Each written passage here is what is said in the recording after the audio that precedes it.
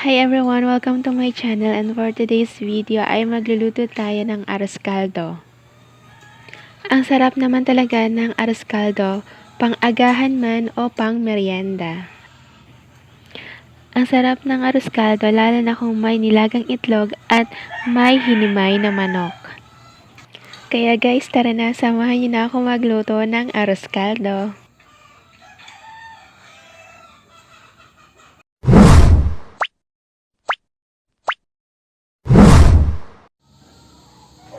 Ayan, naglalaga na tayo ng itlog at nagpapakulo na rin tayo ng manok. Breast part ang gamit natin dito para mas malaman siya.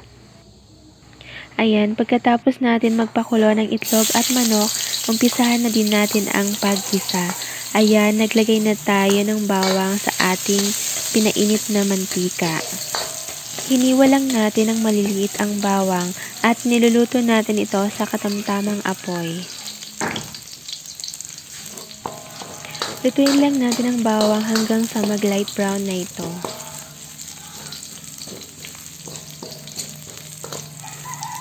Kailangan din guys na bago tayo magisa ay nakapagluto na tayo ng malagkit na bigas or nakapagsaing na tayo ng malagkit na bigas. Nakapagsaing na tayo, hindi ko lang nakuha na ng video kanina. And mas masarap guys kapag malagkit na bigas ang ilalagay natin or gagawin nating arroz caldo.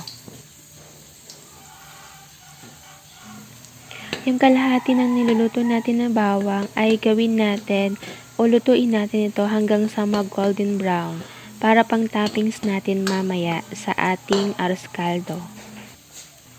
Ayan, kapag golden brown na ang bawang, hanguin lang natin ito.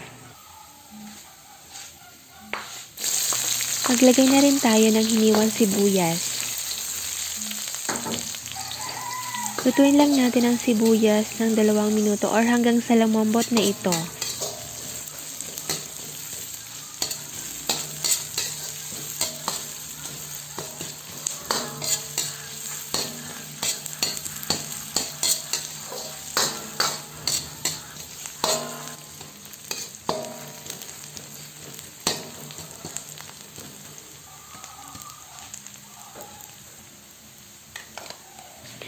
Kapag luto na or malambot na ang ating sibuyas, ilagay na natin ang sinaing natin na malagkit kanina.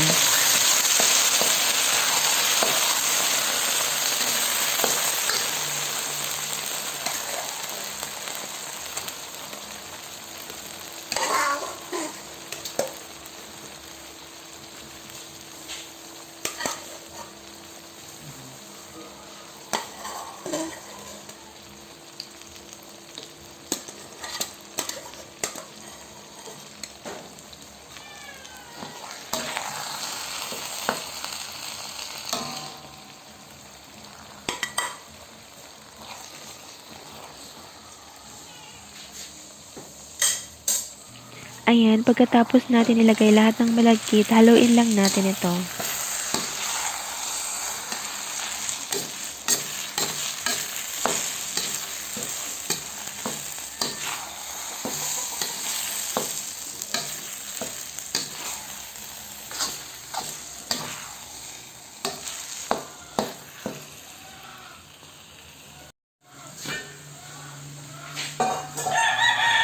Ilagay na din natin ang ating chicken broth or ito yung pinakuluan ng manok kanina.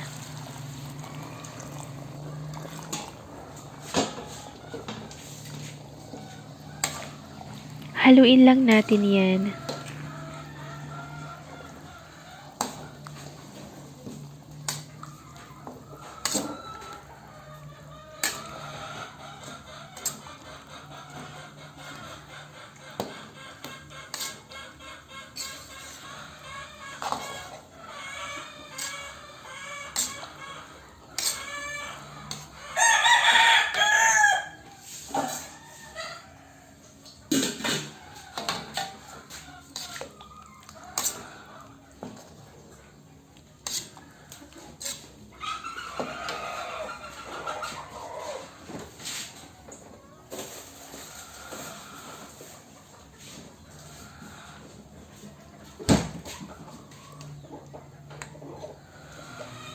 Lagyan din natin ito ng kalahating broth cube or chicken broth cube. Ituloy lang natin ang ating paghahalo.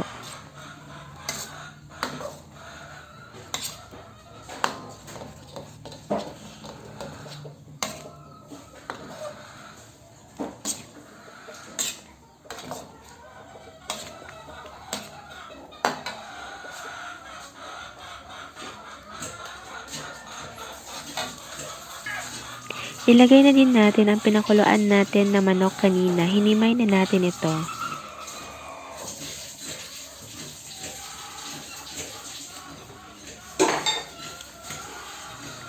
Haluin lang natin.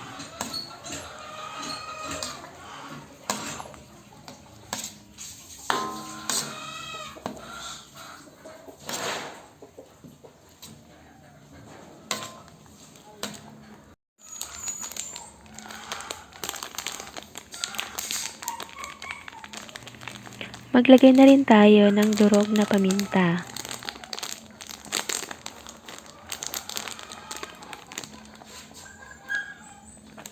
Haluin lang natin.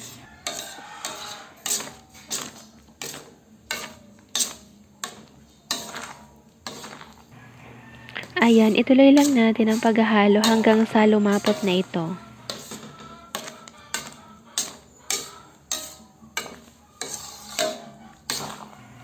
Ayan, sa mga nakaabot na po sa part na to at hindi pa po kayo nakasubscribe, please do subscribe na po para madagdagan pa ang ating mga subscribers.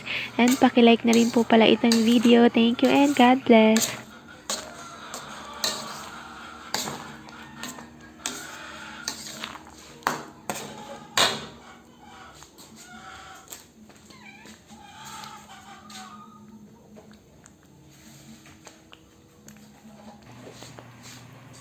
Maglagay na rin tayo ng konting asin.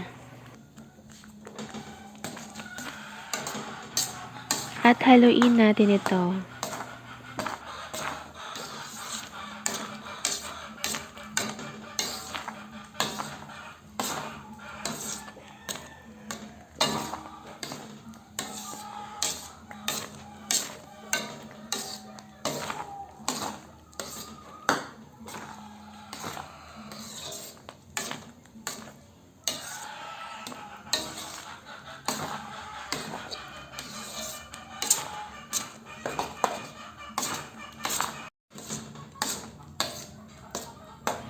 Ayan, tikman na natin kung okay na ang lasa. Kung kulang pa sa asin, maglagay na lang din tayo. Ayan, tapos na tayo magluto. I-off na natin ang apoy at i-serve na natin ito habang mainit pa.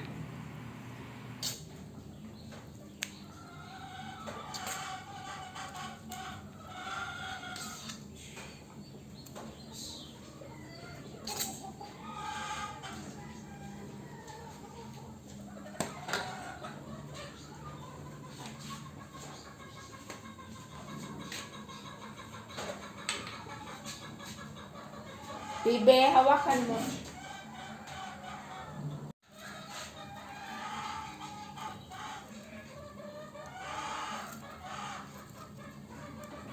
Ayan, ito na ang ating arroz caldo. Lagyan na natin ito ng prinitong bawang. Lagyan na din natin ng daon ng sibuyas at itlog. Ang ating arroz caldo ngayon ay walang luya. Kahit walang luya, ito ay masarap pa rin.